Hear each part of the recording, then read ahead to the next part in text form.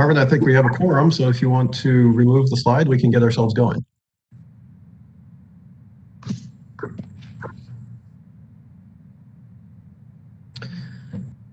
Well, welcome everybody. Welcome back to the Council of the Americas for what promises to be a very timely discussion on Central America, migration, and all kinds of timely and interesting issues. Thank you for joining us. My name is Eric Farnsworth. I head the Washington office of the Council of the Americas.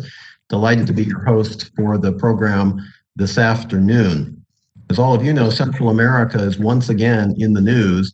Migration from there is on the increase to historic levels, and the United States is again discussing options for significant assistance to address the root causes of migratory pressures from El Salvador, Guatemala, and Honduras, the so-called Northern Triangle. These issues have vexed numerous U.S. administrations and Congresses since the end of the Central American Wars 25 years ago.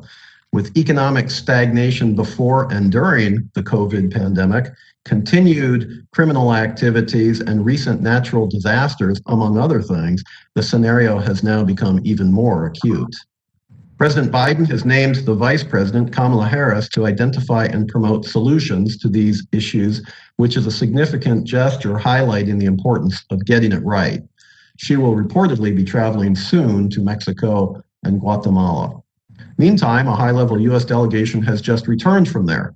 It's a solid beginning, which now requires intensive follow-up, including a focus on business climate improvements that will draw increased international and domestic investment for job creation. The private sector is in a position to help and must therefore be a core part of the discussions.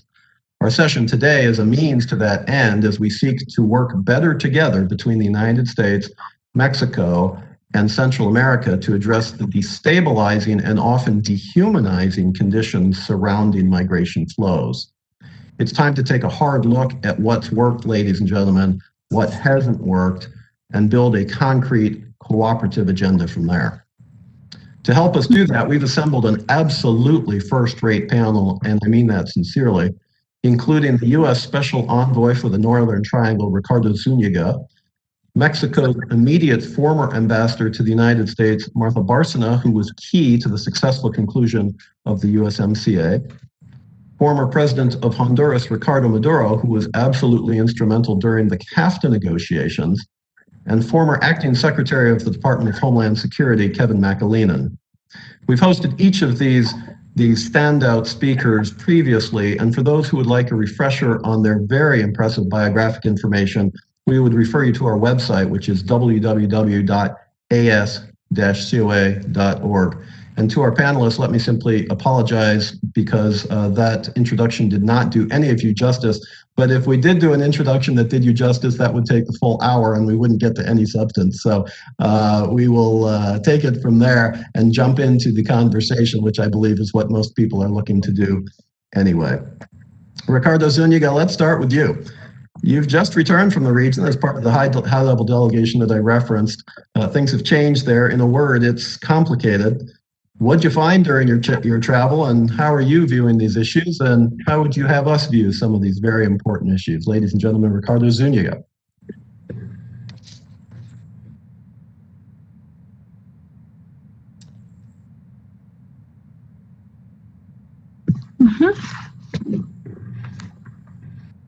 Ricardo, I think we just lost you just as we opened the door to you.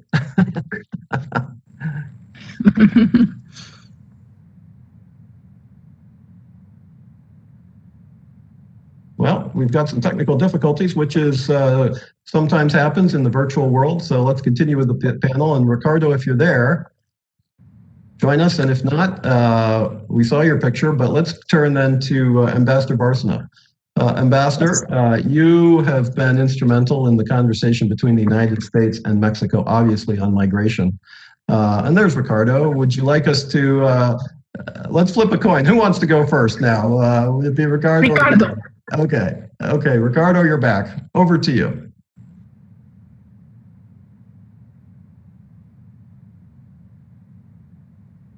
I think he's frozen. I think he's frozen. All right. Ambassador, to you. The United States and Mexico have, by definition, been embraced in a conversation on migration for many, many years. During your time, it fundamentally shifted. But based on your experience, what are some of the lessons that we could learn on things that we need to do together with the United States and Mexico to help address these very real, very complicated human problems of migration? Well, thank you. Thank you very much for inviting me and for giving me this opportunity to interact with so great speakers. I will try to be very brief of my experience and how have we worked in the latest years, and Kevin McAleenan will remember very well these discussions. One thing that I want to start with is that sometimes in the US, the issues of migration are seen basically through the lens of national security. And that is not exactly the perspective in which Mexico has seen migration for many years. We have seen migration basically as a social and economic phenomena that has to do with the complementarity of demographic profiles and the complementarity of labor markets. But of course, we have always talked about the so-called push and pull factors. So the pull factor always, or among the pull factors, is the availability of jobs in the US, the differences of salaries, the families that are already there, because there are a lot of social networks that are already present between Mexico and the US, and the Central Americans and the US, the people from Honduras, in Honduras and in the US. And one of the difficulties is that, of course, any changes in the migration laws in the U.S. are really privy to Congress, to U.S. Congress. So it is even very difficult to negotiate with executive power of the federal government of the U.S. or how to go through an approach that is a common approach. Having said that, I am thrilled and very happy to listen to the Biden administration referring to the root causes of migration, which is something that President López Obrador and Mexico's government always referred to. That we needed not just to take, control measures or measures that are more on the contention side, but also measures that are oriented to solve the long-standing challenges that we have. But now we have, as I was saying before, an explosive situation that combines the pandemic, which has had a terrible impact in Latin America. You only have to look at the World Bank reports or ECLAC reports to see that one of the continents that have been more affected is Latin America. We have the hurricanes that happened last year that were terrible and really affected or even destroy important parts of Central America. The climate change that has been affecting Central America, and that there is even this terminology of the dry corridor of Central America, el corredor seco de Centroamérica, in which the agencies in Rome, World Food Program, IFAD, and FAO were working hard, and also with Mexico. And of course, the other areas of the lack of opportunities of access to education, to internet, and this, which now COVID has been making even worse. So we need, I think, and that is an approach that I would suggest, we need to have an approach on different stages. The first stage is the short term.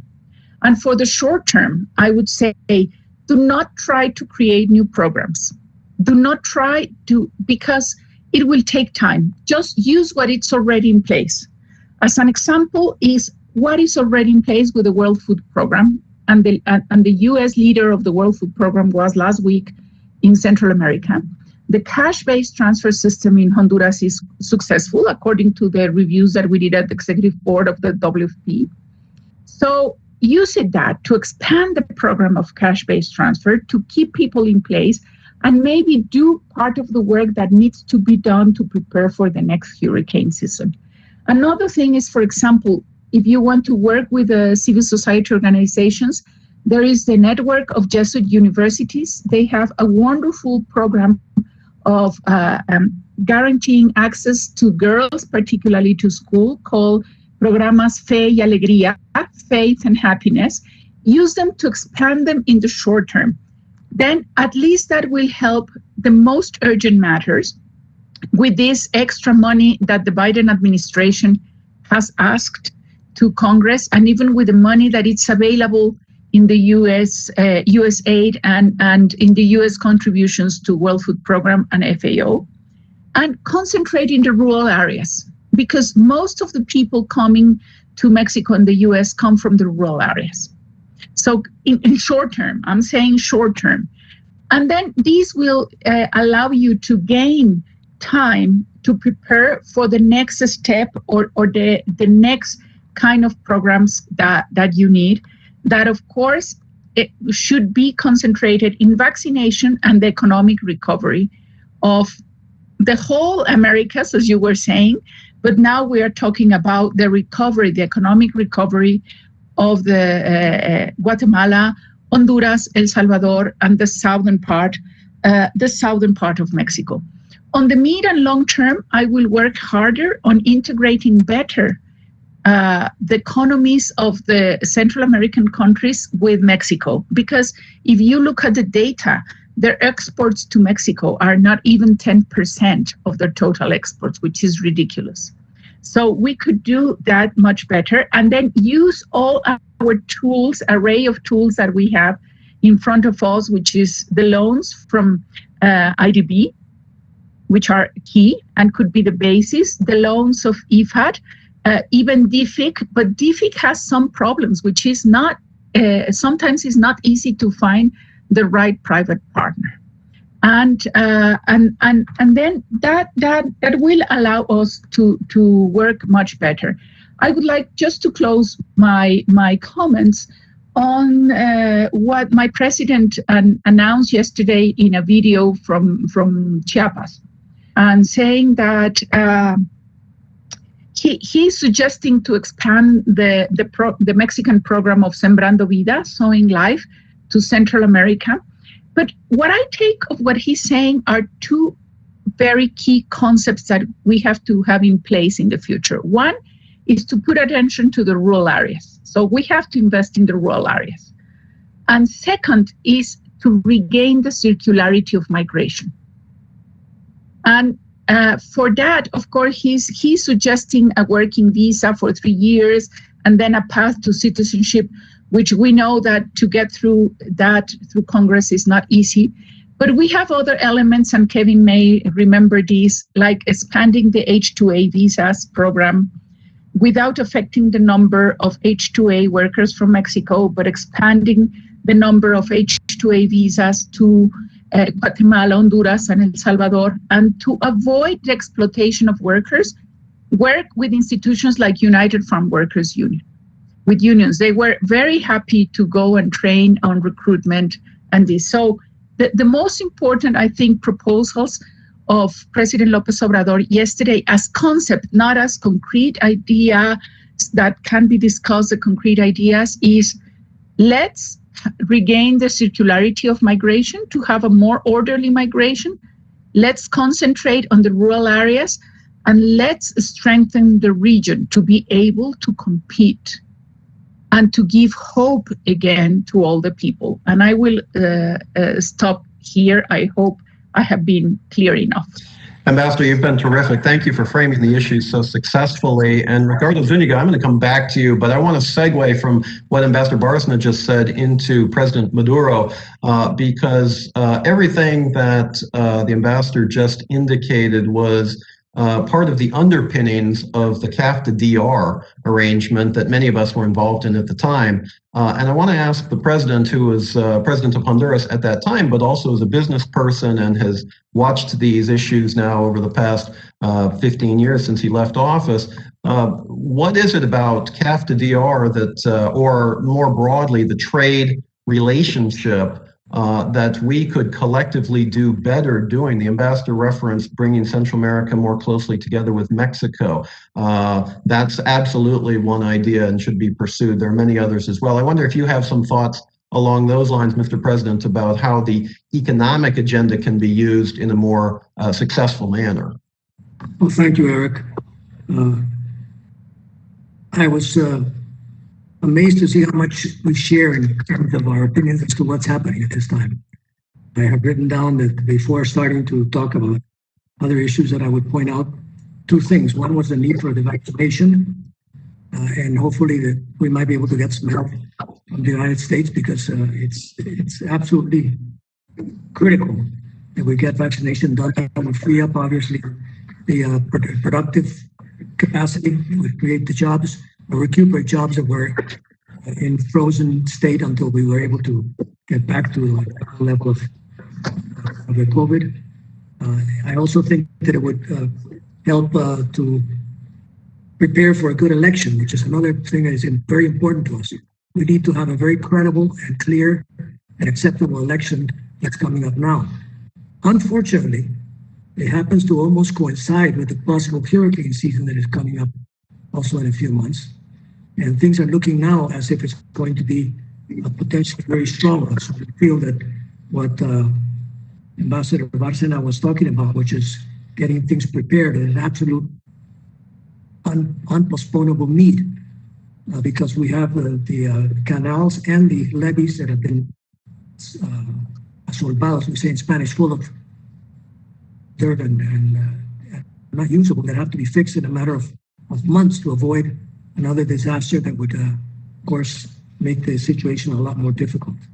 In terms of the trade matter, I'm not very well versed, frankly, Eric. I've been out of the government now for 15 years, and I came back for the first time in 15 years because I feel that what we're doing right now is of extreme importance, and hoping that I could contribute in some way, and feeling very grateful to be here.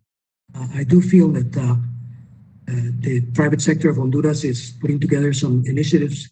One of them is called Huge. I think, Ricardo, you may have talked to him about this recently, I understand, which is joining the private sector of the United States with the private sector of the three Northern Triangle countries in order to produce investment.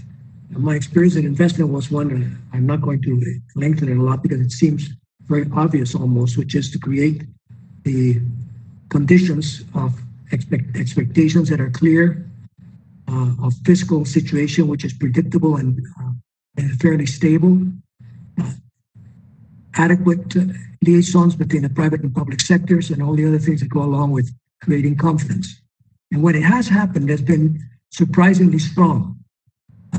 A few years ago, when things started getting better, we went from 2.5% GDP growth to 6% GDP growth in 3 years, which we expected would normally take more like 4 or 5 years. So the private sector, I believe, to be strong and ready also to do it. Obviously, there's been a lot of problems and loss of equity in many businesses because of the situation with COVID. And it would have to be done in relation to respectfulness of what the real situation is economically. But I have the confidence that it can happen, and that it can happen fairly soon. And I feel that our private sector is very ready. They've been improving their involvement in general in the last 20 years in a very direct way, in making sure that they participate and in feeling that they are responsible more than any other people, which is one of the reasons why I got into politics, feeling that we have the obligation to contribute. And they're doing it a lot more. And they also have institutions, foundations and things which are helping enormously. So I think they're ready. I think we're going to be able to reach agreements that are going to help us to move quickly, and that above all are sustainable. I think we have to build in that second stage that Ambassador Bárcena was talking about after the immediate current situation. We have to build situations which are above all sustainable in the long term. I have something to say about that, which I'd like to say for my second time around. It has to do with the municipalities and their role in making the normal context of leadership closer. I think that the more we turn towards leadership from above, the farther we get away from leadership which is unified in the structure of the people. And it's more like, I would call it living democracy, where people are able to take their own decisions. But I'll leave this for later on this time.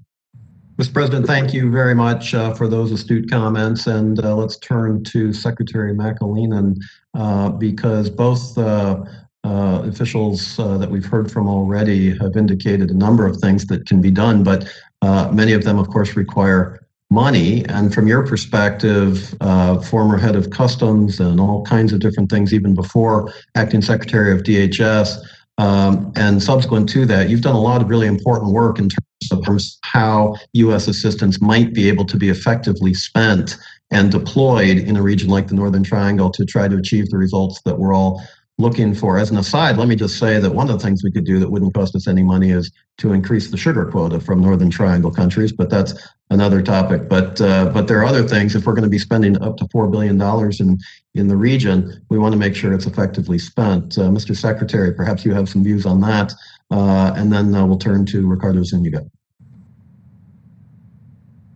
Thanks, Eric. And I'm looking forward to hearing from Ricardo on the Biden administration's plans, which I think are going to be bigger and broader than a lot of things we've attempted before. But let me just start with a few observations that President Maduro and Ambassador Barcena, I think, have really set the table very well. But a couple things I wanted to offer. The ambassador talked about how it's not just a security issue. And I want to agree with her and then talk about how it's not just a U.S. issue. Having had the benefit of learning from her, of sitting with President Lopez Obrador's cabinet teams on these issues, of spending time with all three presidents of Honduras, Guatemala, and El Salvador, we tend to have a U.S. South perspective, and they all are very engaged on the issues and the impacts of irregular migration in the region for different reasons.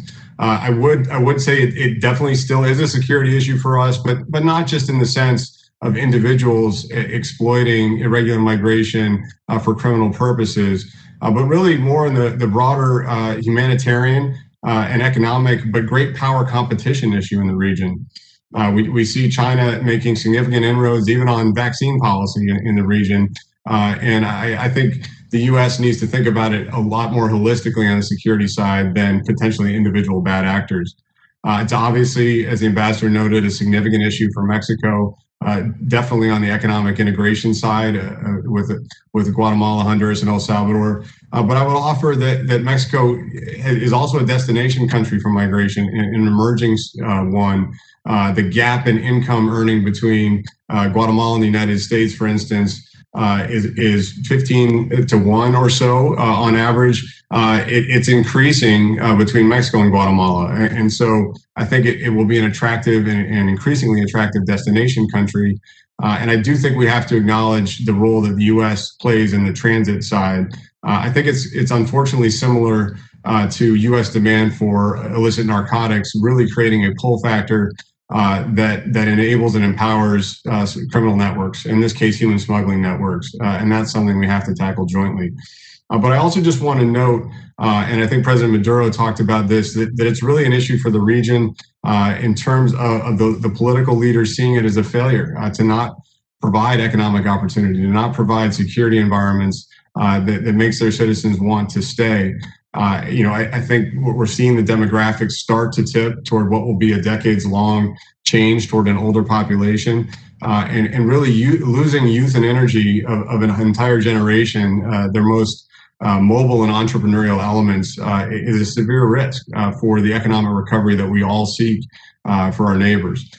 So I think I wanted to kind of offer those broader points, but just quickly on the root causes, I think Ambassador Barcena did a very good job of talking about this constant of economic opportunity and economic draw from the U.S. side as both a push and pull factor. And obviously this is one of certainly jobs, but also of food insecurity and poverty, especially in the rural areas. And that's exacerbated by the environmental factors. President Maduro talks about the hurricane season. Last year was devastating. If we have another significant hurricane season, it could be even more challenging. And I think we're seeing that in the demographics of the arrivals at the U.S. border now. But I do want to note that the perception of successfully reaching the United States and being allowed to stay is the most dominant factor in creating surges. There are migration pushes every year, but the surges do result in that perception. And it's happened at change of administration in the US and in Mexico in recent years. But it's also amplified by the messaging of the human smuggling networks and perception. So the strategy to tackle this complicated set of factors has got to be comprehensive. And I do think the Biden administration has announced a very broad and comprehensive strategy, which we'll hear more from Ricardo about. But it also has to be collaborative, and not just in the sense of agreement at the leadership level, but I would offer in presence on the ground. I think if you compare the U.S. diplomatic and civilian support presence in other conflict or unstable regions of the world, you'll see many fewer U.S. personnel on the ground than you'll see in Central America. I think we need to reverse that. This is our neighborhood. And we've got to tackle it certainly operationally from an irregular migration perspective, investigating and dismantling human smuggling networks, improving border operations at all three sets of borders. But I do think we also need to work on the lawful pathways. The ambassador is exactly right. The H-2A and H-2B programs, expanding temporary worker access to the U.S. Is a critical piece of this, as well as ensuring that people that need protection, people that meet the global international standard for refugee or asylum status can access that without paying a smuggler and taking a dangerous journey to the U.S. border. And that could be resettlement in the U.S. It could be in Canada. It could be in other regional nations that have a better economic situation and are able to provide asylum access. But that's something we have to work on as well. And then again, security and governance. But I want to highlight one piece that you mentioned, Eric, on the economic side and the trade side. I agree with you strongly. A trade policy could be part of this with sugar, with textiles. We have a thriving potential for textiles in El Salvador and Honduras with the good basics, the factories, the power, but they're not really allowed to make the fibers for current high-end demand in the U.S. They've got to either source that content from the United States or locally, and it's not available, those fibers. We should look at things like that. But also just very fundamentally, customs modernization, making those borders work more effectively with IT. There's an opportunity to skip two eras of development on the Honduran, Salvadoran, and Guatemalan borders to really make that trade flow seamless. They've built a customs union from a policy perspective. Let's make it operational. That will help them on the corruption side as well. So a huge number of both challenges, but also a huge number of opportunities in my view, and look forward to the questions and answers as we move forward. Yeah, fabulous comments, and I'm really glad you brought in the textile sector as well. And this is a perfect example of where trade policy can either promote job creation or can prevent it. And when I say promote job creation, it's not in one region or the other. It's in an integrated way with the United States so that everybody wins in a very mutually reinforcing way. Well, Ricardo Zuniga, you're in and out on your transmission. Hopefully we can get you for long enough so that we can hear your comments.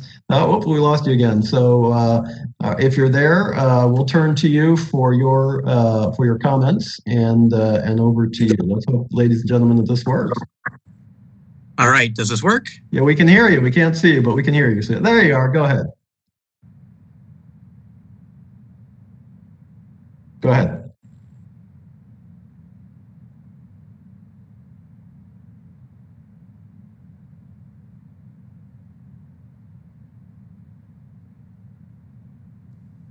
The presenters that preceded me.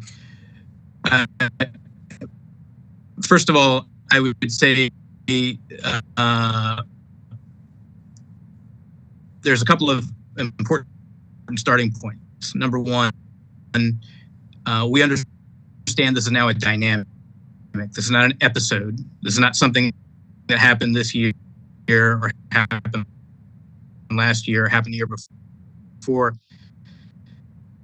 Since around 2009, approximately 1% of the population of the Northern Triangle has gotten up and moved, and every year. And that tells us that there is a fundamental dynamic that I have to be working from and deal with. And so, among other things, what that means is that we have to have a strategy that takes into account not only the acute factors that are driving migration this year, the pandemic certainly is, and the economic effects of the pandemic are certainly one factor. So is the disaster from the hurricanes. Ricardo, can you try turning off your video? Can you try turning off your video so that the sound, we can hear you better probably if you turn off your video. Can you try that?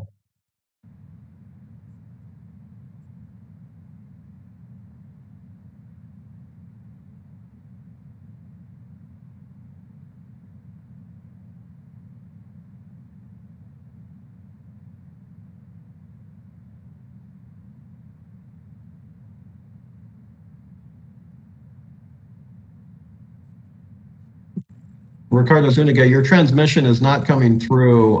Could you turn off your video? We can still hear you, but I think if you turn off your video, we'll be able to get it more clearly.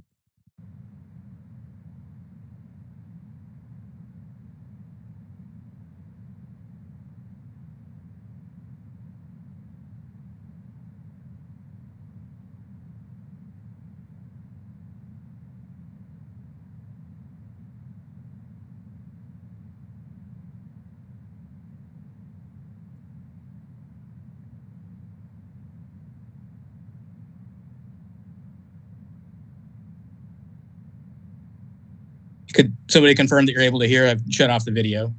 Yeah, that's better. Thank you. Okay, really apologies.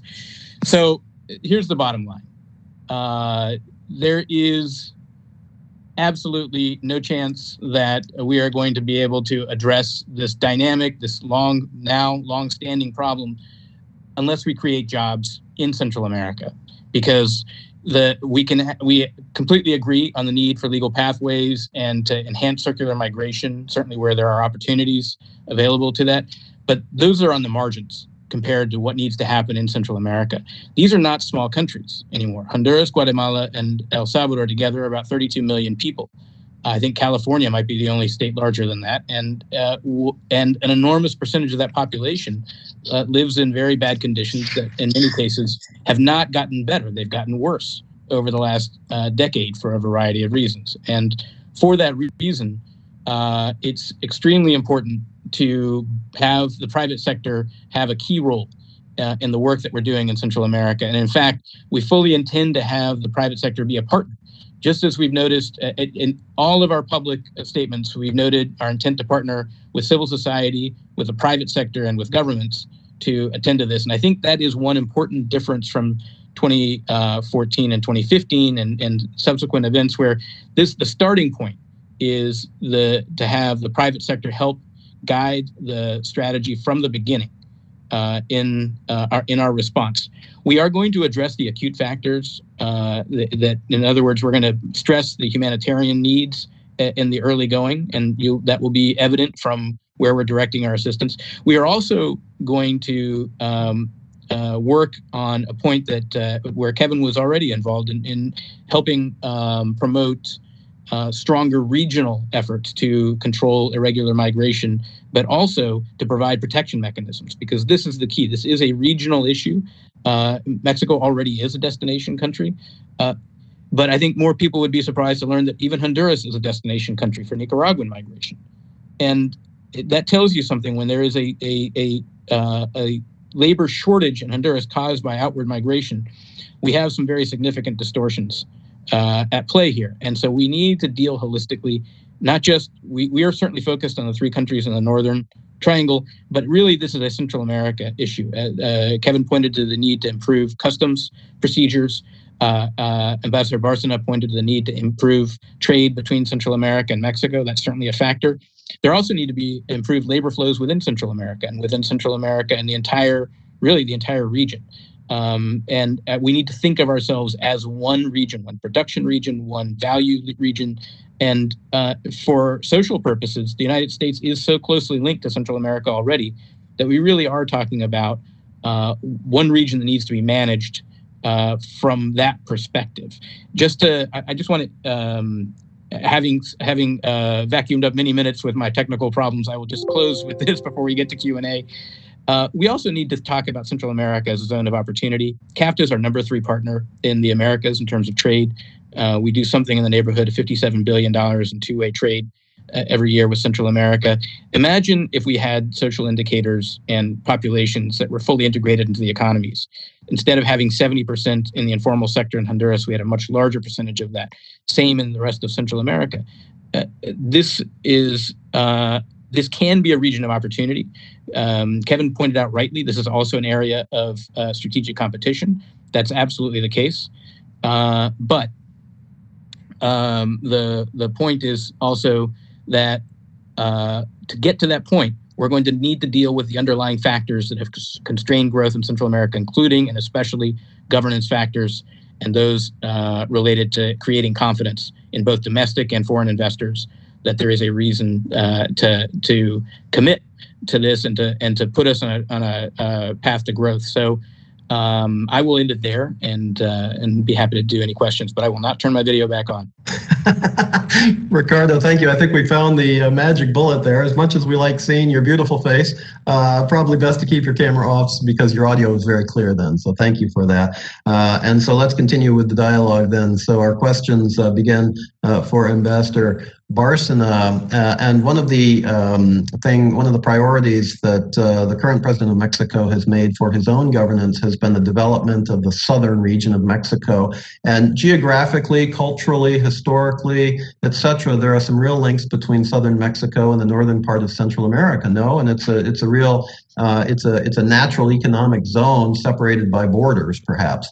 And the question is, are there learnings? Are there key things that we have gained through the last several years of focusing on development in southern Mexico that could be transplanted, transported, developed further in terms of the Central American experience, so that this really does begin to be seen as the way Ricardo Zúñiga was just talking, as much more of an integrated section on all the issues that we're hoping to, or integrated geography on all the issues that we're hoping to develop. Would you have any thoughts along those lines?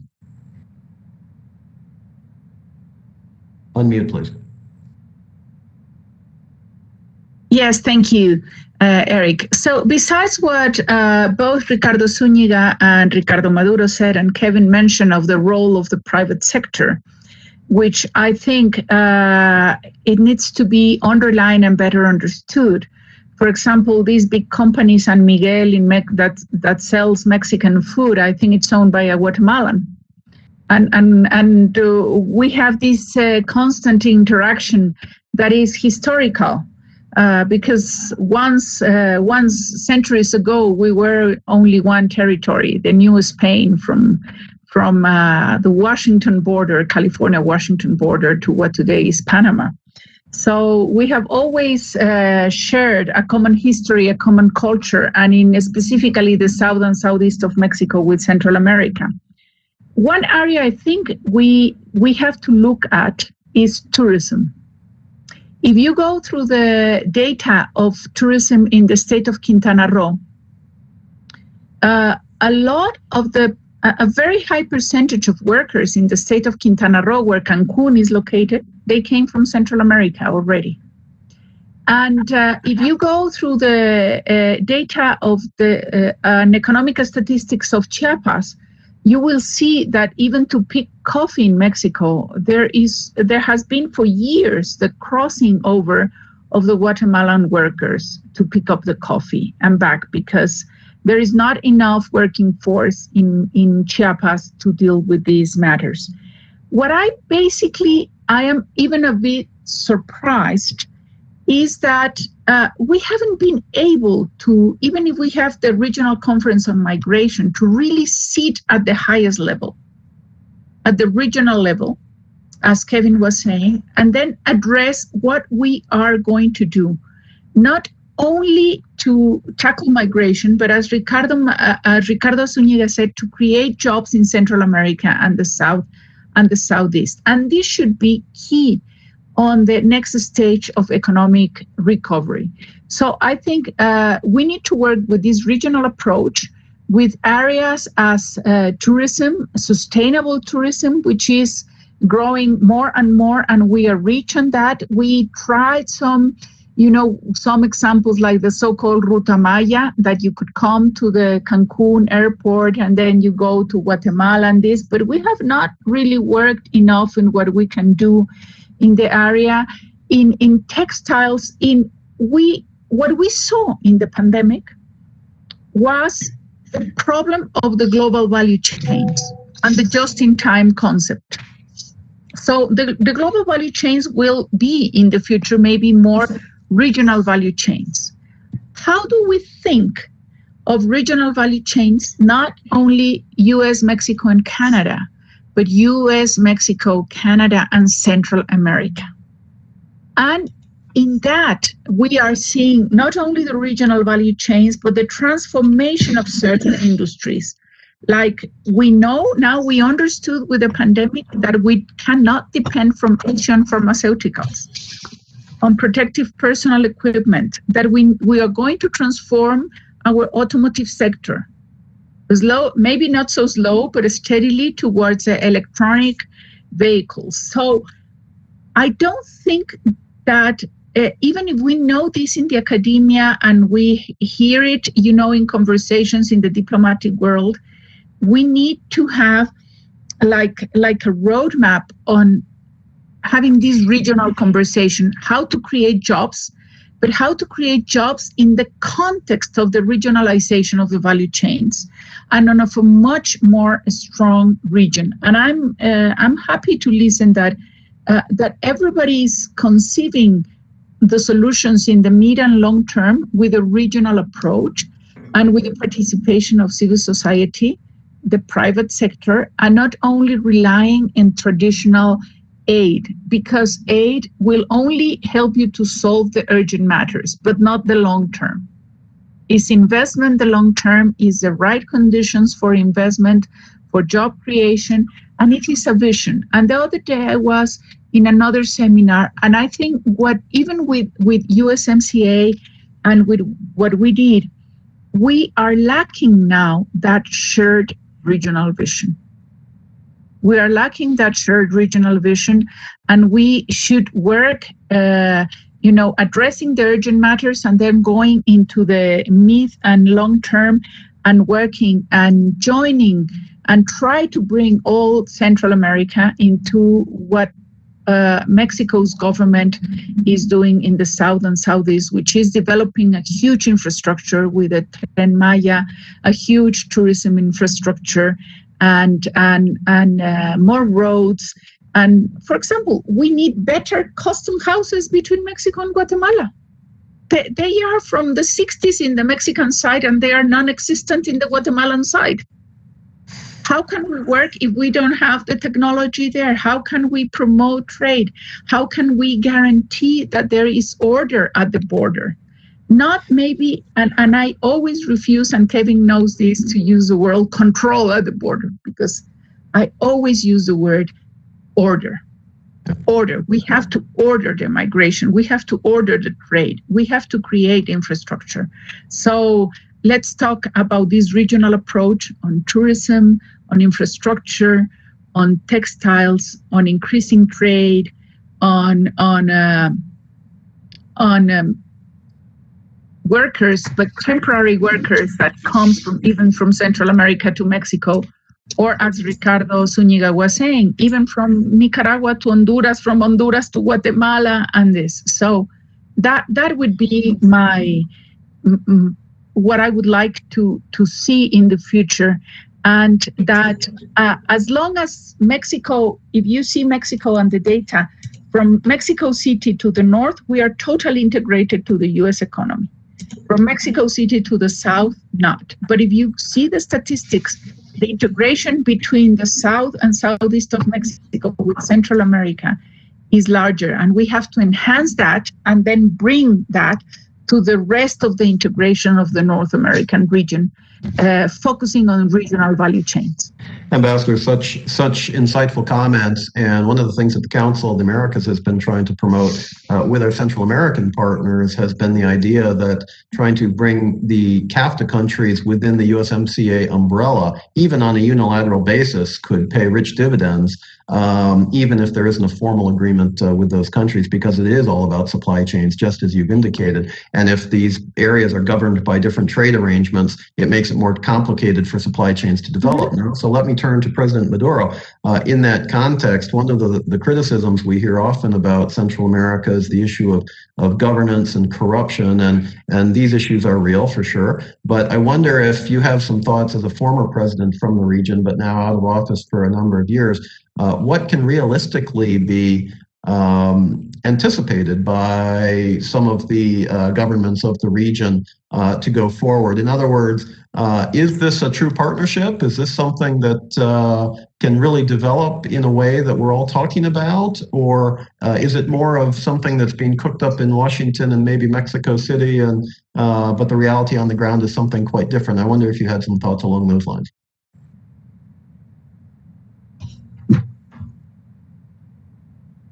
If you could unmute, please.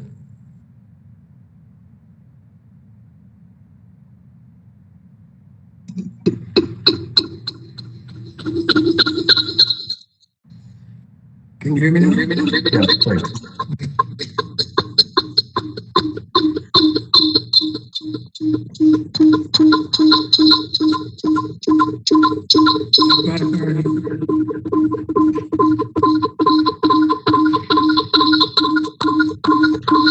We're getting some feedback. If you could mute and unmute again, please.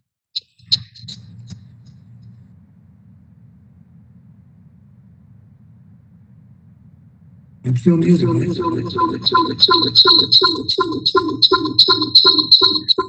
Let's, Mr. President, we'll come back to you. Ladies and gentlemen, this is again the virtual universe, but the president has been very generous to join us, and we will just get this sorted out and come right back to him. In that context, let me turn, Kevin, let me skip the queue a little bit, go to Ricardo Zuniga, because these issues are directly relevant to what he was talking about. Then we'll come to you with a specific question that's been posed. So Ricardo Zuniga, from your perspective of the issues that we've been talking about, where does this regional unification fit into the context of the Biden administration strategy? And let me be a little bit more explicit. We have a lot of money that has been targeted or is being targeted for the region. Is that money conceptualized as money for 3 individual countries, or is it being conceptualized as a way to provide incentives for the countries of the Northern Triangle to cooperate together and to leverage that money toward regional cooperation? If you have some thoughts along those lines. Well, Eric, I think let me just go back actually on your the question you just asked a moment ago regarding, is this a plan that's being developed in Washington, maybe in Mexico City? So just to be clear, this has to be, we're already actually consulting in the region with private sectors, governments, and civil society to get their feedback on this, because it cannot be something that is, it's got to have organic roots in Central America, anything that we do there, and it has to learn from the past. So that's what we're trying to do now, including in particular this work with the private sector. So let me just say very quickly on this, beyond the 3 countries that we're talking about right here, we also have to think about Nicaragua, Costa Rica, and Panama as part of this integrated package as well. So the money that's being pursued is for Central America. It's not just for the 3 northern countries in Central America. Obviously, an enormous amount of attention there, because there are certain humanitarian needs that are specific to the North that require some of this funding. There's some training in particular that has to come out of this that would be not just in terms of security, but on governance issues. And a lot of this is going to be, integration is central to the long-term vision in the region. And so that is obviously complicated when we're talking about ensuring that we have that countries are able to enforce their borders, that countries are able to address their very valid security needs across the region. Sometimes that comes into conflict with this desire for greater integration. But as Kevin knows and noted, that doesn't have to be the case. One of the perspectives here is using this moment to gain, certainly to modernize and improve our border crossing areas and transport of goods across borders as well.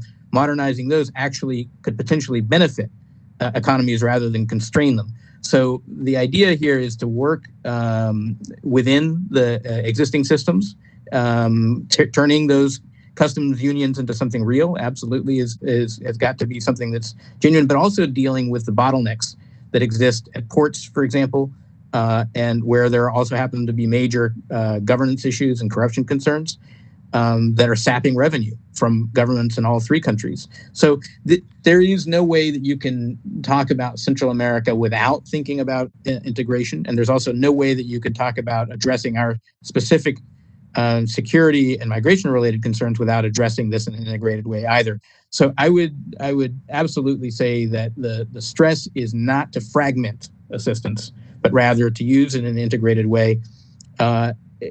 Again, the understanding that assistance is only one element of what's needed in the region, and that much more comes from regulatory changes and improved governance in terms of increasing revenues.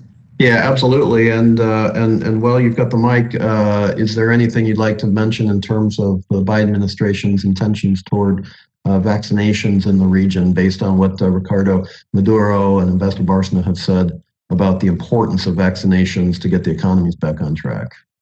So the president and ambassador are absolutely correct. There is this is integral to seeing an improvement this year in the region. So we've received requests from across Central America.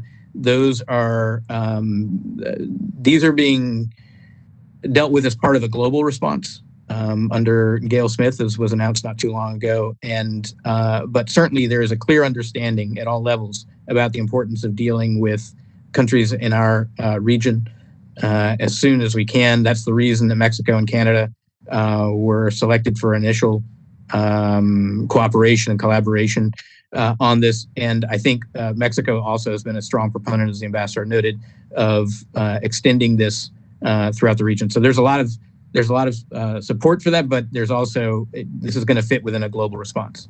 Yeah, fair enough. From the council perspective, we would urge as much attention to the immediate region as possible, and within obvious political restraints as well. But thank you for that response.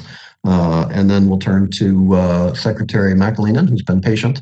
Customs has come up several times in terms of foregone revenue and corruption and all kinds of things. You are the former head of the Customs Agency. You've been directly involved in Central America for many years, and on these issues much on a global basis for many years as well.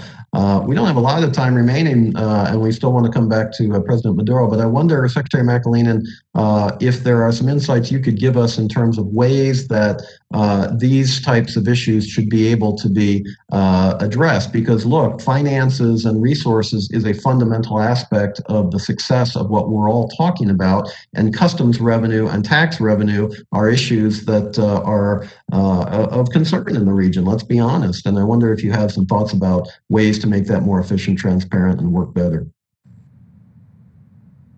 Sure, Eric, and I think actually Ambassador Bárcena and Ricardo's comments kind of dovetail very well, because you do need that ability to achieve consensus on your key priorities for economic development and really pursue it aggressively. I would harken back to two examples. One, germane to your question, the high-level economic dialogue that was started under the Obama administration, that was minister to minister, secretary to minister level, and they held all of their component agencies to account on their shared strategy by meeting monthly and quarterly in person. And that's the kind of thing I think we need to do here. It's what we did on the security side with Central American ministers during my tenure, 7 trips in 8 months.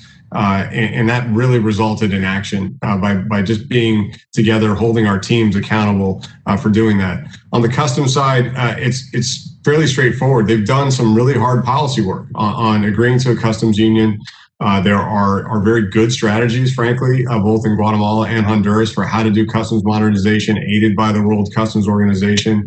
The need now is to operationalize that, whether it's the Development Finance Corporation funding, bringing in the private sector, whether it's IDB direct efforts. We need to start helping them deliver on those promises, both in the private sector side, but also I think DFC would call it the support to government services side. It's IT, it's better technology, and it's presence. These have anti-corruption impact and facilitation impact that will create economic value. We've done it on the U.S.-Mexico border with things like unified cargo processing, where we stand together with our partners from the government of Mexico and do one inspection of a truck in a number of major ports of entry. That's achievable on the Mexican-Guatemalan border and certainly on the borders in between the three countries.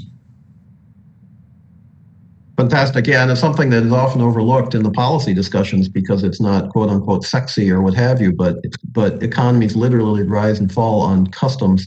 And Ambassador Barsna first mentioned that in her comments, and this has come through the whole conversation. So thank you for putting a finer point on that. Very well made. Let's return to President Maduro in the short time that we have remaining. Mr. President, you've been generous and patient with your time. Let's come back to you. This really does require partnerships with countries in the region, a true partnership. And I wonder, from your perspective, both as a senior government and private sector official from Honduras and also with a perspective of the region, what would you have people in Washington know that they need to know, that we need to know, to focus on, to make sure that this really is a true partnership and it is part of that there is an incentive to really advance these issues, and I can't remember who specifically mentioned, I think Secretary McAleenan, but to make sure that this is a sustainable process and that we're not back here in 2 years or 4 years or 8 years or whenever having the same conversation with the same people, just in my case with more gray hair. But I wonder if you have some thoughts about that perspective. Well, I don't think there's any doubt that the people are working together more than I've seen in my tenure as president and in the time since then. I've seen agreements and I've seen people put up funds getting ready to make effective agreements that will result in as quick as possible increase in jobs. That's the main focus. Obviously, in order to make it sustainable, you have to look down, as Ambassador Barsna said, in the long term, at things like consolidating the rule of law, which is something that we all recognize is absolutely necessary, and creating a clear perception of long-term stability or mid-term stability that allows investment. Otherwise, you get hot funds, which is not what we want. We want sustainable and dignified in terms of the value of the human capital, jobs that can be sustained in the long term and help the country. I got some information just from our Minister of the Exterior saying that of the last 10,000 people that went out to the aduana, 98% were people that were coming from the damages that have been done by the two hurricanes. And then the figures that we have for the last 2 months are 10,000 people turned back from the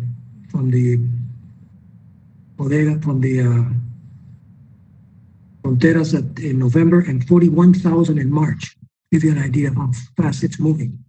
So we definitely have to move fast. We have to concentrate on the priority items in order to make sure that it doesn't happen again and it doesn't mount on top of the one we already have.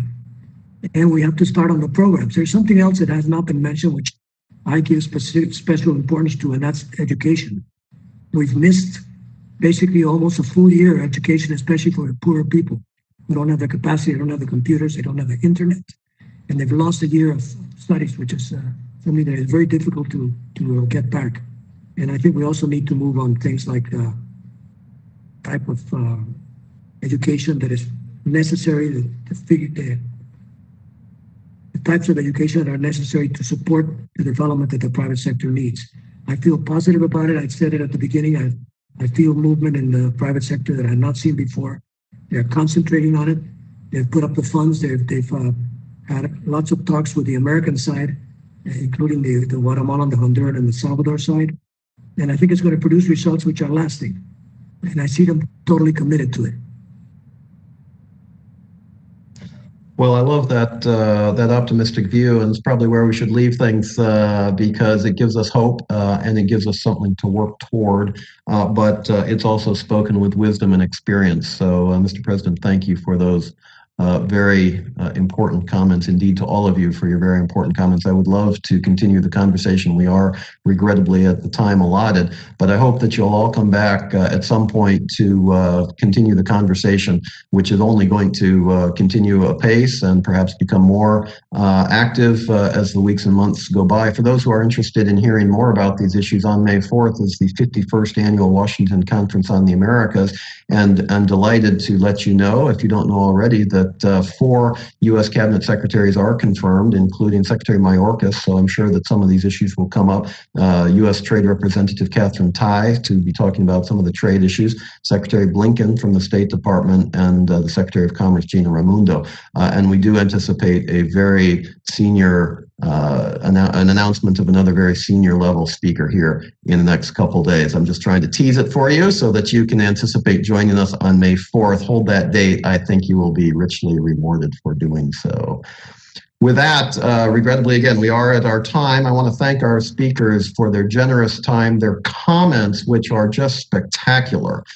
This is a recorded program, and so it will be available on our website for those who are interested in having another look at it. But I would actually recommend that we all do, because the insights that were expressed were deep and they were based on real understanding and real experience of what works and the direction we need to go. With that, ladies and gentlemen, thank you again for joining us here at the Council of the Americas. We hope that we will be able to see each other live and in person before too long. So in order to make that happen, please be sure you get vaccinated, and we will see you again in the very near future. That will conclude our program for today. Thank you again.